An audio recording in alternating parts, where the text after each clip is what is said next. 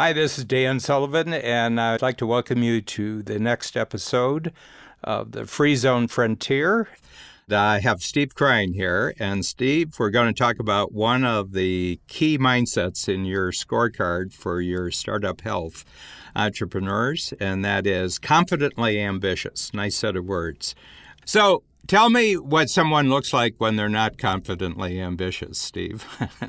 Well, when they really have given way to the skepticism of everybody else, and you can tell they're no longer sold themselves on whatever it is they're talking about.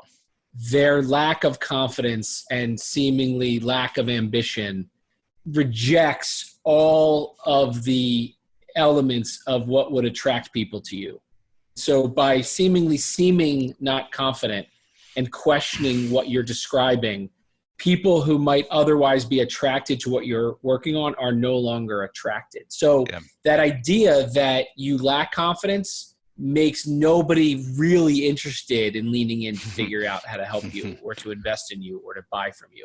And so it's almost the opposite of what happens when you are acting confident and ambitious, which is there's something seemingly attractive about you and what you're working on. I want to learn more, buy, invest, or do something. And so those two bookends of having confidence and ambition, unwavering confidence and ambition, not cockiness, but just confidence and ambition versus questioning and almost not even being able to look someone in the eyes and describe to them why you're excited, kind of becomes what I think is usually the biggest issue in fundraising, the biggest issue in customer traction issues, the biggest issue in team recruitment. When you talk to the entrepreneurs and you see right away, they don't have the confidence and the ambition that they either once had or that they need to be successful. I want to tell you, I was bragging on you yesterday in the Game Changer workshop, and it was something that you said that made a huge change with regard to startup health. And that you said in every situation I was in, I just started talking about my biggest, best story, and that it didn't matter whether it was at a party, it was at a meeting and everything else. People say, "What do you do, Steve?" And he said, "Well, I'm transforming the entire healthcare on the planet. We've got a whole number of moonshots. We've got hundreds of entrepreneurial companies working for that, and I've created the entire structure for this to happen, and we're going to completely transform all the major health issues on the planet." Talk to me about this, because it had a huge impact on the new people who were in the Game Changer yesterday. I said, you got to start talking about this to everybody you know. So we got talking about it, and people said, it's going to make some people uncomfortable. And I said, well, big deal. Yeah. Well, I think you've always spoken about protecting your confidence. It's the single most important thing that you can do as an entrepreneur. Number one, protect your own confidence. Build a team that protects your confidence, and then protect their confidence, right? So it's a mutual protection, which is why, whether it be unique ability or other things, the idea is to always be making sure you're confident. And if you're not, you figure out why and create an action plan to get back to being confident. But confidence and ambition is a funny thing. Before you built something, oftentimes your confidence and your ambition is at its peak, right? You're kind of blissfully ignorant about what needs to happen. And then as soon as you start working on it, and I think the idea of your base company, you're very confident about, but this idea of a game changer 100x plan, you start out confident, but then the reality of the quarterly obstacles, challenges, things that don't go your way, all of a sudden begin to erode at your confidence. And no matter how many times you get knocked down, you have to create a muscle that continues to keep your confidence and your ambition regardless of how many times you get knocked down. What's interesting is, entrepreneurship's full of rejection, right? You're pitching ideas, you're selling, you're raising capital, you're recruiting your team. And before there's a lot of data, oftentimes, there's so much rejection that's the true test of your determination and your perseverance. And so if you kind of own the idea that confidence and ambition is an important mindset, like long-term commitment, like supportive relationships, like quarterly rhythm, then you're kind of building up a force field to be able to stay the course. And I always am in awe of the entrepreneurs that can do that quarter after quarter, because the reality is it's really difficult if you don't work on it as a collaboration with your team and a collaboration with your partner and even a collaboration with your clients. I had a meeting last year with an investor in one of our companies. They had done really well, raised a Series A, raised a Series B. And then the investor came to me and he says, this entrepreneur doesn't have that confidence and that swagger he had when he was selling me on it. And we started talking about it. He goes, I think he's had so many obstacles, so much rejection that it started to wear on him. And one question led to us breaking through what was holding this entrepreneur back. And it was the entrepreneur hadn't taken a vacation in 6 months, had started letting their weekends become buffer days and focus days. And so they were no longer rejuvenating and they were no longer recalibrating, and they stopped protecting their confidence. And that is what stopped them from continuing to make progress. But I think people around right away when you're feeling lack of confidence in what you're saying. And you can tell right away. So I'm always looking for the entrepreneur who's confident and ambitious, but also the entrepreneur that can stay there, and then making sure that they're self-aware, which is, by the way, the next mindset, self-aware enough to know when they are or they're not acting confident and ambitious, because of how important it is in how they communicate and what they're communicating. Yeah. Well, here's the thing then. We're always simplifying what we think are about, but my general assessment of the planet as we are operating right now, that generally speaking, people only buy two things, where they make major investments when they buy two things. They buy other people's confidence in themselves, and they buy where they see this confidence going in the future. And that's what we buy. And I don't care what field of human activity it is. I don't care where we are. We're not buying stuff. We're buying people. Okay? And we're buying, is this person really confident in themselves? We really buy that. And then if they have projected confidence that's bigger in the future, that's ambition. It's a vision of accelerating confidence in the future. We buy that. And that's all we buy. When we hire someone, that's what we're buying. When we hire someone to work in the company, are they really confident about themselves? And do we see this acceleration of confidence into the future that we're going to be able to depend upon? When we marry someone, that's what we do.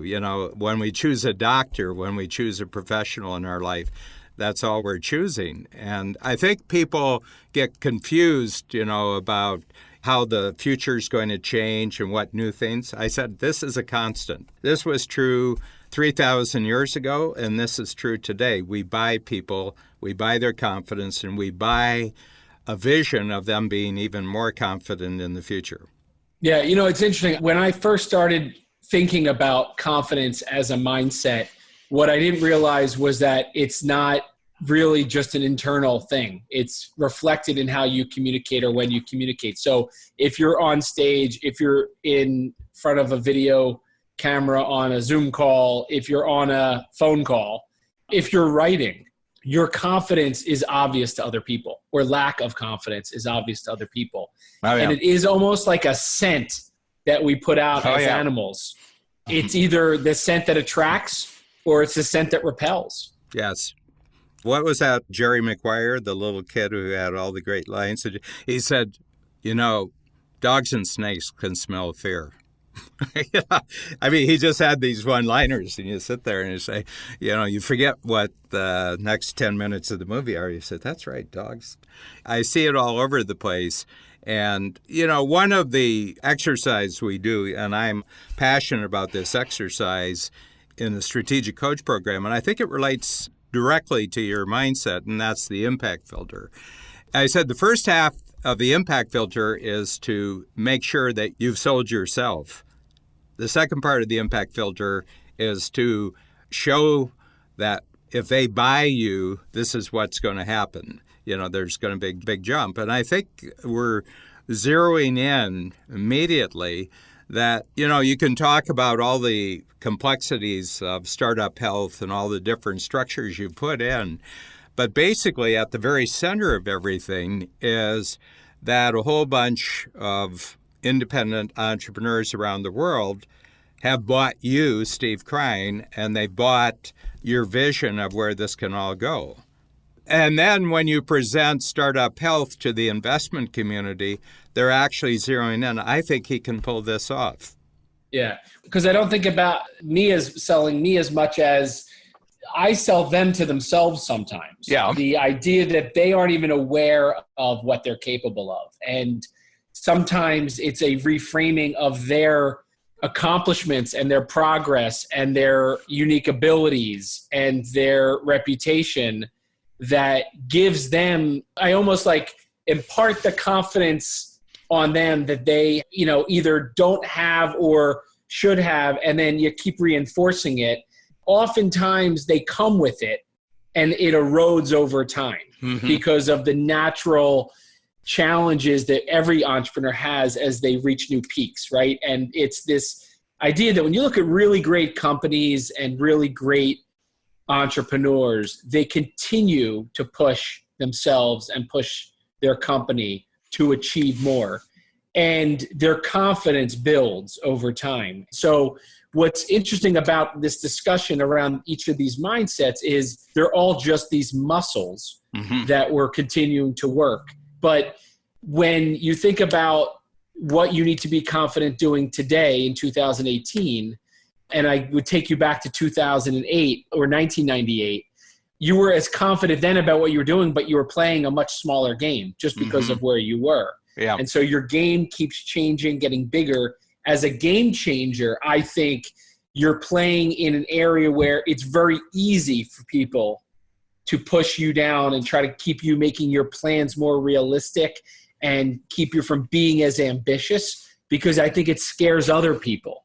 So I think the gravitational pull as you live in the health transformer mindset is greater and greater the higher you aspire to go. Yeah.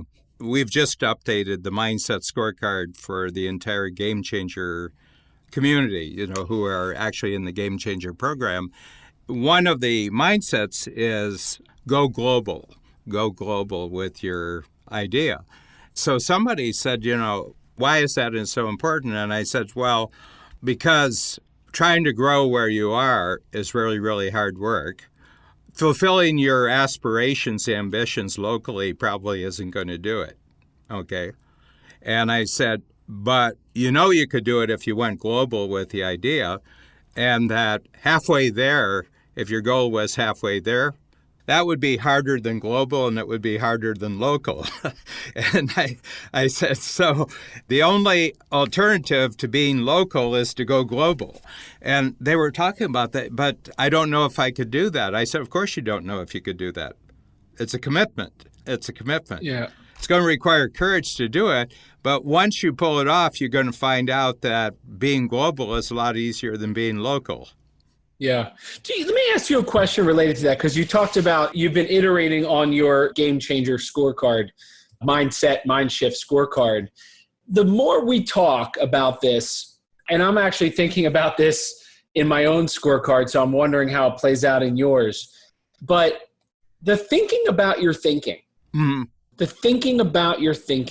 overall, the whole entire scorecard, I think emphasizes the need for that. But do you think that the thinking about your thinking is itself a mindset? Yeah. Oh, yeah, totally. In my world, what I've observed, there's 4 levels of thinking. So we're talking about 7.6 billion people. There are people who just think about things. Okay. And you've been around them. They talk about their cars. They talk about, but you go anywhere and all they're talking about is things. Their whole life is about things. They're boys with toys mostly. And then you have people who, when you're around them, all they talk about is people. And I think that this is what's propelled Facebook and what's propelled Twitter, and that is that they're born gossips. They came out of the womb as and they just want to gossip about people. And so having a technological power that lets them gossip about 500 people to 10,000 other people really, is really, but you cannot get them on any other topic than talking about what so-and-so is doing and what so-and-so is doing. So then there's people who talk about things and people. Okay, so they double up. And then there's a third group of people who talk about thoughts. So you got things, people, and then thoughts. And thoughts are like the news media. It's like the academic community. It's like Hollywood. It's like the political sector. They argue over thoughts, and some people will spend 50 years being an expert on someone's thoughts. They get a doctorate in someone's thoughts. And they have to have good minds to make a living at this. But when you get together, they're always telling you about thoughts. They're not telling you anything about thinking. They're just telling you about somebody else's thoughts, And then there's this jump-off place where the person says, well, that's really interesting. But, if I'm in a quiet room by myself, I can just reflect, what did I do last quarter that if I looked at it in a different way, I would see an entirely new way of going about that? And they can sit there for about 15 minutes, and they're like in a gym with their own activities, and they're being able to generate a new level of thinking, a new idea, a new strategy. And that's what I call thinking about thinking. And all you really need for thinking about thinking is the belief that your own experience is incredibly important and your own plans for the future are incredibly important. And you can actually make linkages between what you've done in your past experience and how you've approached it and how you're going to do that. And that's what I call thinking about your thinking. And very few people will do it unless they're put under severe pressure and duress. But to just be able to do this as a form of enjoyable activity is a very high level. And the interesting thing is that if you're good at thinking about thinking, the things that you have in life are energy-giving things. The people you have in life are energy-giving people, and the thoughts you have in your life are energy-giving thoughts. So once you break through to thinking about thinking, you enhance the things, people, and thought level. You're surrounded by high-quality things, people, and thoughts.